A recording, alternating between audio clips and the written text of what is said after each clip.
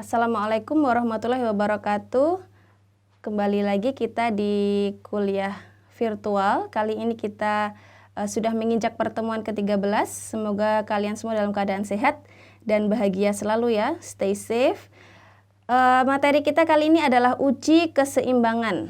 Nah, sebelumnya di perkuliahan sebelumnya kita sudah membahas mengenai uji prasyarat analisis data untuk penelitian, yaitu ada uji normalitas, uji homogenitas yang sudah kita bahas sebelumnya.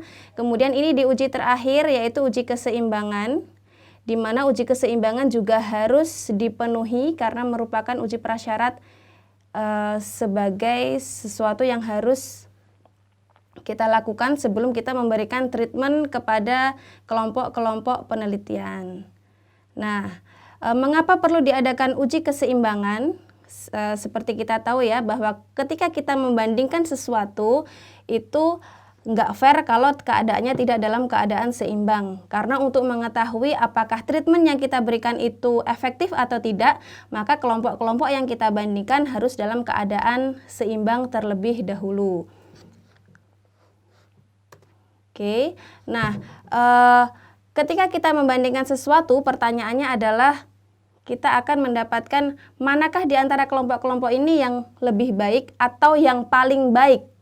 Jadi treatment seperti apa yang paling efektif nanti akan bisa kita ketahui ketika kelompok-kelompok yang akan kita teliti dalam keadaan seimbang. Kemudian apa yang akan kita lakukan untuk uji keseimbangan?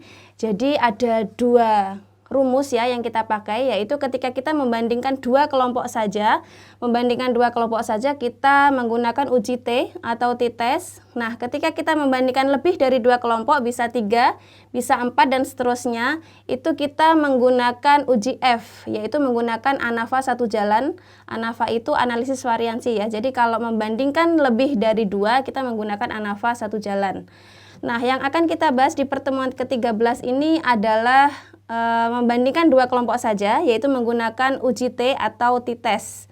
Nah, ada beberapa langkah yang akan kita lakukan, seperti halnya uji normalitas dan uji homogenitas yang sudah kita bahas sebelumnya, yaitu langkah pertama menentukan formulasi hipotesisnya, langkah kedua kita menentukan taraf signifikansinya atau nilai alfanya, kemudian rumus apa yang akan kita gunakan, kemudian menentukan daerah kritisnya, menentukan keputusan ujinya, dan terakhir kita menarik kesimpulan dari langkah-langkah yang tadi ya.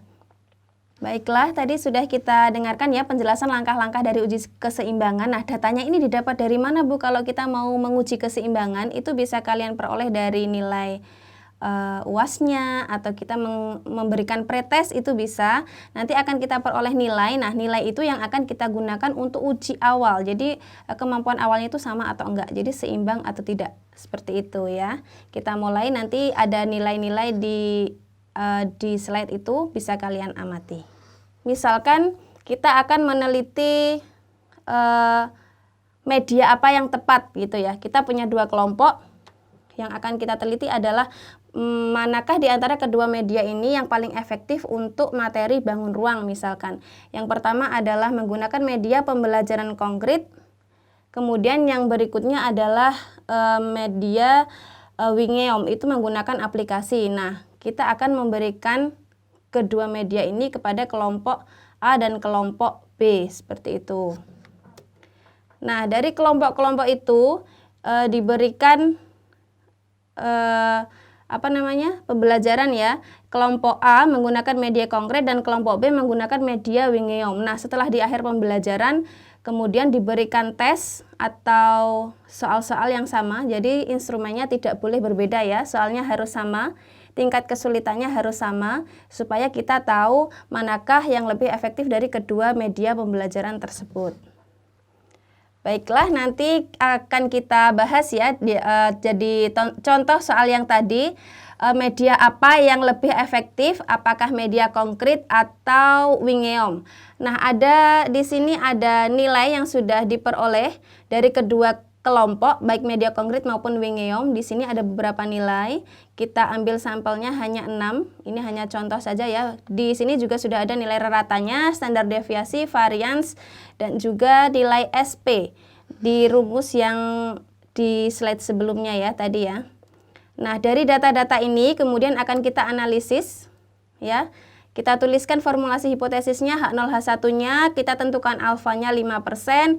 Kemudian dari nilai-nilai yang sudah diketahui tadi, nilai rata ya, ada mean, ada standar deviasi, ada variance, ada SP, dimasukkan ke dalam rumus, kemudian kita hitung.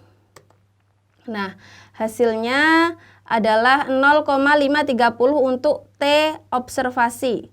Kemudian dari nilai T observasi itu kita bandingkan dengan nilai T tabel.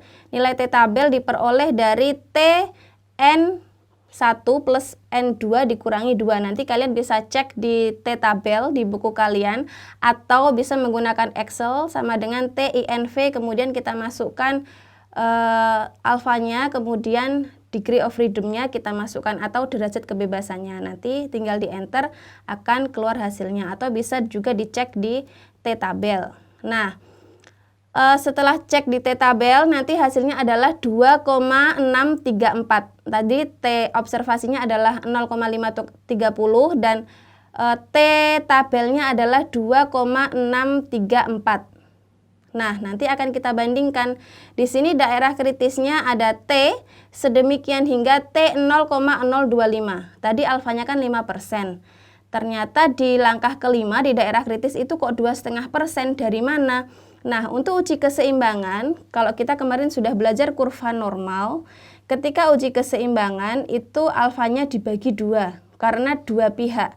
Kenapa dua pihak, Bu? Karena H0 dan H1-nya berbunyi sama dengan dan tidak sama dengan. Ketika H0 dan H1 berbunyi sama dengan dan tidak sama dengan, maka menggunakan uji dua pihak sehingga alfanya dibagi menjadi 2. 5% dibagi menjadi 2, menjadi 2,5% atau 0,025. Kemudian yang di sebelah kiri itu bernilai negatif, seperti halnya kita belajar bilangan bulat ya, seperti pertemuan sebelumnya yang sudah saya jelaskan, ketika di sebelah kanan itu bernilai positif. Nah, 0,530 kita bandingkan dengan 2,634. Kira-kira 0,530 ini masuk ke dalam daerah kritis atau tidak? Nah, kita cek ya. Ternyata 0,530 ini nilainya lebih kecil dari 2,634 dan lebih besar dari negatif 2,634 sehingga T observasi bukan anggota DK atau bukan elemen DK. Ketika T observasi bukan anggota dari daerah kritis, maka H0-nya diterima. Ketika H0 diterima, tadi kita kembalikan lagi ke langkah pertama, formulasi hipotesis yang berbunyi μ1 sama dengan μ2. Artinya kedua kelompok di sini memiliki kemampuan awal yang sama. Atau dalam kata lain, kedua kelompok ini berada dalam posisi seimbang. Nah, ketika sudah kita mendapatkan kesimpulan kedua kelompok ini dalam keadaan seimbang, maka kita bisa melanjutkan memberikan treatment kepada masing-masing kelompok seperti itu ya. Atau nilai kemampuan awal itu bisa diambil dari nilai ulangan atau nilai UAS atau apa itu ya, yang bisa kita gunakan untuk melakukan uji sebelum kita memberikan perlakuan seperti itu. Ketiga uji prasyarat yang sudah kita pelajari bersama ada normalitas, homogenitas, dan keseimbangan. Jadi sampai di sini uji prasyarat sudah selesai. Silahkan bisa kalian pelajari, belajar sambil menonton video ini sambil membuka bukunya. Saya kira cukup sekian untuk pertemuan kali ini. Semoga bermanfaat, semoga bisa dipahami dengan baik dan bisa diimplementasikan ketika kita mengerjakan soal maupun dalam penelitian yang sesungguhnya. Terima kasih atas perhatiannya. Saya akhiri. Wassalamualaikum warahmatullahi wabarakatuh.